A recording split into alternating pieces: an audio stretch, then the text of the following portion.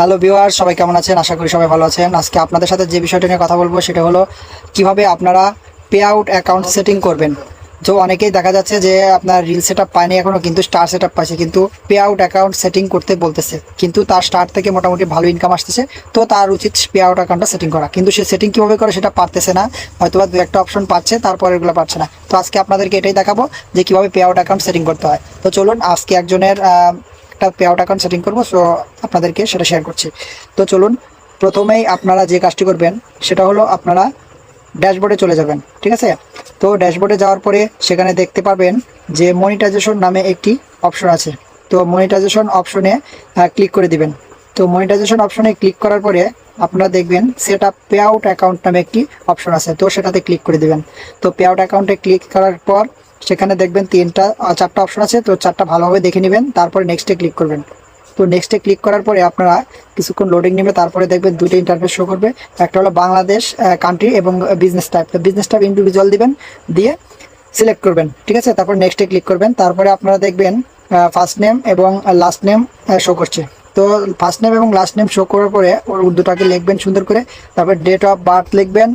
Date of birth লেখার পরে আপনারা প্রাইমারি অ্যাড্রেস দিবেন। তো প্রাইমারি অ্যাড্রেস অবশ্যই আপনারা ভিলেজ লিখবেন, দেখাচ্ছি ভিলেজ। ভিলেজ ভিলেজ দেওয়ার পরে আপনারা ভিলেজ আপনাদের যার যার ভিলেজের নাম লিখবেন, আমি লিখছি। তো তারপর পোস্ট অফিস, পোস্ট অফিস লিখলাম। পোস্ট অফিসের পরে লিখবেন থানা, থানা লিখলাম। থানার পরে ডিস্ট্রিক্ট, ঠিক আছে? ডিস্ট্রিক্ট, হ্যাঁ, যার যার ডিস্ট্রিক্ট, থানা, পোস্ট অফিস এগুলো লিখবেন, ঠিক আছে? লেখার পরে আপনারা নিচের দিকে যাবেন। নিচের দিকে দেখবেন সিটি লেখা আছে। তো সিটি আপনারা যে শহরের আন্ডারে আছেন ওই শহরের নাম লিখবেন, যেমন ময়মনসিংহ, ঠিক আছে? তো ওই শহরের নাম লিখবেন। তারপর স্টেট প্রভিন্স, এটা হচ্ছে আপনার ডিভিশন, বিভাগের কি, ওই যেমন ঢাকা বিভাগের আন্ডারে ওটা লিখবেন। তারপর জিপ বা পোস্টাল কোড, এটা দেখবেন আপনারা ভোটার আইডি কার্ডের পিছনে একটা কোড নাম্বার লেখা আছে যার সঙ্গে, ওটা লিখবেন জিপ পোস্টাল কোড। তারপরে ফোন নাম্বার দিবেন। ফোন নাম্বার দেওয়ার পরে ফোন নাম্বারটা লেখেন, দাঁড়ান,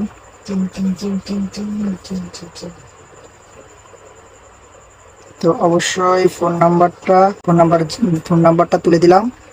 তো ফোন নাম্বার দেওয়ার পরে আপনারা ইমেল অ্যাড্রেসটা অবশ্যই ইমেল অ্যাড্রেস লিখবেন। ইমেল অ্যাড্রেস দেওয়ার পরে আপনারা এখানে দেখেন ট্যাক্স ভেরিফিকেশন আইডেন্টিফিকেশন নাম্বার, ঠিক আছে? ট্যাক্স আইডেন্টিফিকেশন নাম্বারটা অবশ্যই যারা ট্যাক্স সার্টিফিকেট করছেন ওই ট্যাক্স সার্টিফিকেট থেকে উপরে দেখবেন একটা নাম্বার আছে, ওই নাম্বারটা এখানে দিবেন, ঠিক আছে? তো অবশ্যই ট্যাক্স নাম্বারটা টিন নাম্বারটা দিয়ে দিলাম। টিন নাম্বারটা দেওয়ার পরে এখানে আপনার এই যে ভ্যাট বা ভ্যাট রেজিস্ট্রেশন নাম্বার অপশনাল, এটা দেওয়ার দরকার নেই। তো নিচে দেখেন, নিচে আপনার এখানে একটা বক্স আছে, বক্সে টিক মার্ক দিবেন। টিক মার্ক দিয়ে নেক্সটে ক্লিক করবেন, ঠিক আছে? তো নেক্সটে ক্লিক করার পরে একটু কিছুক্ষণ লোডিং নেবে। লোডিং নেওয়ার পর দেখেন এখানে আপনার manual bank account, link bank account. তো এখানে ম্যানুয়াল লিঙ্ক ব্যাংক অ্যাকাউন্টে ক্লিক করবেন, ঠিক আছে? ক্লিক করে ব্যাংক হোল্ডার, অ্যাকাউন্ট হোল্ডারের নাম লিখবেন, আর উপরে কান্ট্রি তো বাংলাদেশ সিলেক্ট করবেন। তারপর সুইফট কোড লিখবেন, ব্যাংকের সুইফট কোড অবশ্যই আপনারা গুগলে সার্চ দিলে সুইফট কোড পাবেন, ঠিক আছে? তো সুইফট কোডটা এখানে বসিয়ে দিবেন। তো আমিও এখানে ব্যাংকের সুইফট কোডটা বসিয়ে দিলাম, দেখুন আইএফআইসি ব্যাংকের। তো তারপর ব্যাংক অ্যাকাউন্ট নাম্বারটা দিবেন এখানে, ব্যাংক অ্যাকাউন্ট নাম্বার, হ্যাঁ, দিয়ে দিলাম। হ্যাঁ, এখানে ব্যাংক অ্যাকাউন্ট নাম্বার দিয়ে দিচ্ছি।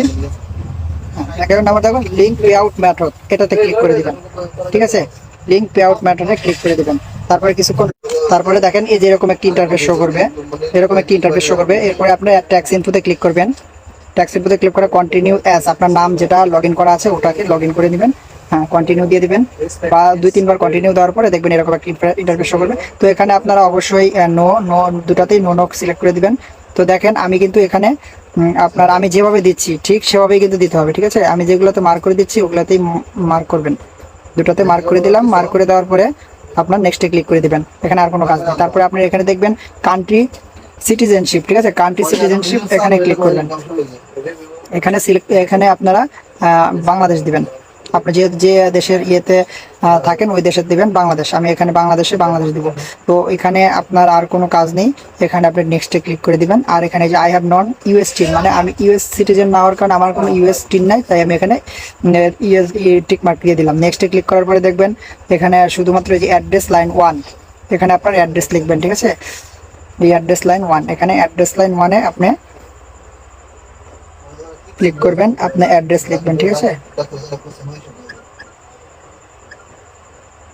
তো দেখেন আমি করছি, আপনারা সাথে সাথে থাকেন। হ্যাঁ, ঠিক আছে। তো আমি এখানে অ্যাড্রেসটা লিখে দিলাম, মানে শুধু গ্রাম,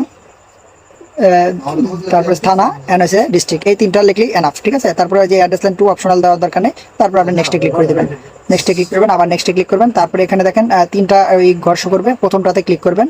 ক্লিক করার পরে দেখেন এখানে আর সাইড বক্সে ক্লিক করবেন। তারপরে এখানে আপনার দিবেন, এই ইলেকট্রিক সিগনেচার দিবেন, আপনার ফুল নেমটা দিবেন, ঠিক আছে। ফুল নেমটা দেওয়ার পরে দেখেন একটা নেক্সটে ক্লিক দিলাম, এখন ফর্মের মতো চলে আসলো, ঠিক আছে।